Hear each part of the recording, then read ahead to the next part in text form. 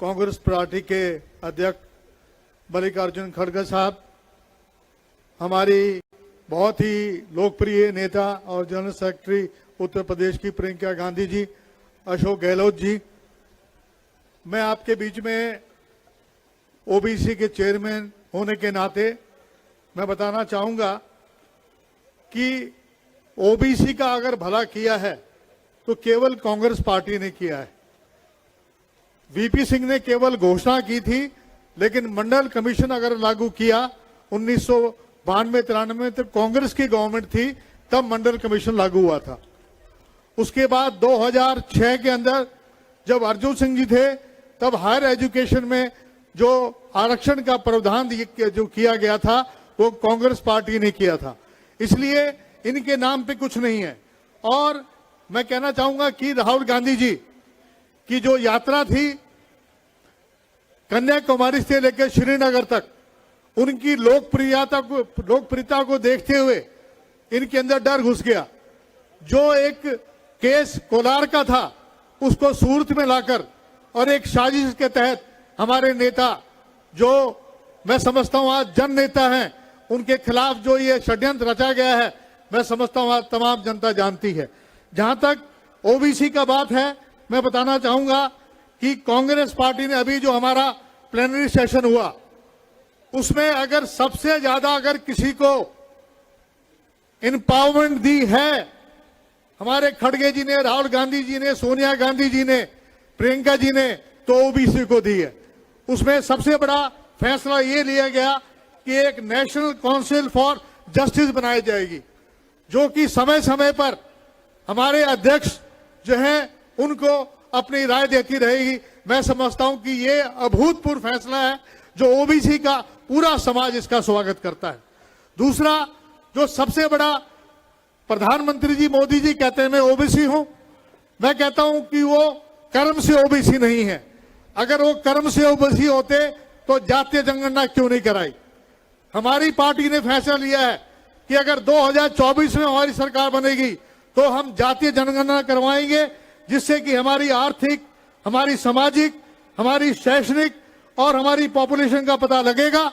और साथ साथ 2011 के अंदर जो कास्ट सेंसस हुआ था उसको उजागर करेंगे। आज सुप्रीम कोर्ट, हाई कोर्ट हमारी हायर एजुकेशन के अंदर और आरक्षण को इसलिए निरस्त कर रही है, पंचायती राज में कर रही है, क्योंकि डाटा नहीं है। अगर कास्ट सेंसस हो जाता है तो हमारे अधिकार हमें मिलेंगे। तीसरी बात उन्होंने रखी कि हम ओबीसी का अलग से डिपार्टमेंट बनाएंगे। जो 2024 में अगर यूपीए की सरकार बनती है तो हमारा अलग से ओबीसी डिपार्टमेंट बनेगा। उसी तरीके से आप देख रहे हैं कि रेलवे को प्राइवेटाइज किया जा रहा है, आपके बैंकों को प्राइवेटाइज किया जा रहा है, आपके तमाम जगह सब प्राइवेटाइजेशन किया जा रहा है।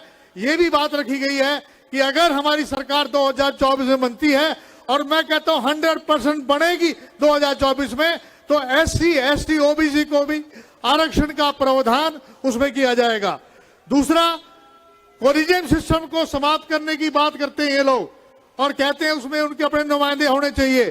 कांग्रेस पार्टी का सीधा स्टैंड है कि वो उनकी अगर सरकार बनेगी तो इंडियन जुडिशियल सर्विसेज के तहत एग्जाम होंगे और उसके तहत हमारे एससी, एसटी, ओबीसी के लोगों को भी स्थान मिलेगा। मैं समझता हूं इससे बड़ा निर्णय कोई कर नहीं सकता है कि जो जुडिशरी में, एससी में हमारे लोगों को जगह नहीं मिल रही है। इसी प्रकार से हायर एजुकेशन के अंदर भी आरक्षण की बात की गई है और ईडब्ल्यूएस में, ईडब्ल्यूएस के अंदर भी एसटी, ओबीसी और माइनॉरिटी को भी जगह दी जाएगी, जो गरीब लोग हैं। मैं समझता हूं इतने सारे जो वायदे, इतने सारी जो बातें कही गई हैं, ये सब हमारे मुकुल वासनिक जी, जो हमारे एम्पावरमेंट कमेटी के जो हमारे चेयरमैन थे, और हमारे राजू जी थे, मैं समझता हूं कि उन्होंने ये ऐसा ऐतिहासिक काम किया है। प्रमोशन में रिजर्वेशन की बात है और यहां तक हमें ये कहा गया है कि कम से कम 100 नाम ओबीसी की आप हमें बताइए जो लोकसभा में जीतने वाले चुनाव हैं। मैं समझता हूं इससे ज्यादा कांग्रेस पार्टी और क्या कर सकती है। इन शब्दों के साथ मैं केवल इतना कहना चाहूंगा, 20,000 करोड़ का घोटाला छुपाने के लिए जो विदेशों में जो ठेके दिए अडानी को, उसको देने के लिए जो राहुल गांधी जी ने जो मुद्दा उठाया था और जो ऑस्ट्रेलिया में, श्रीलंका में जो उनको अडानी को सब कुछ दिया जा रहा है, इन सब को छुपाने के लिए एक ही नेता थे जो आवाज उठा रहे थे। उनकी आवाज को बंद करने का कार्य किया जा रहा है। मैं कहता हूं अगर राहुल गांधी जी के साथ अन्याय हुआ तो ओबीसी ईंट से ईंट बजा देगा।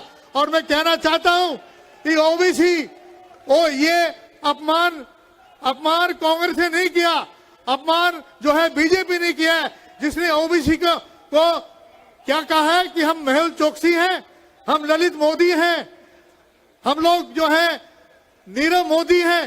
हमें भ्रष्टाचार की स्टैंप लगाने की बात, अगर मोदी जो है ओबीसी नहीं है, अगर ओबीसी है तो ईमानदार व्यक्ति है, वो ओबीसी है, ये मैं कहना चाहूंगा। और मैं समझता हूं मेरे जैसे कार्यकर्ता को मेरी नेता सोनिया गांधी जी ने मुझे मौका चेयरमैन बनने के दिया।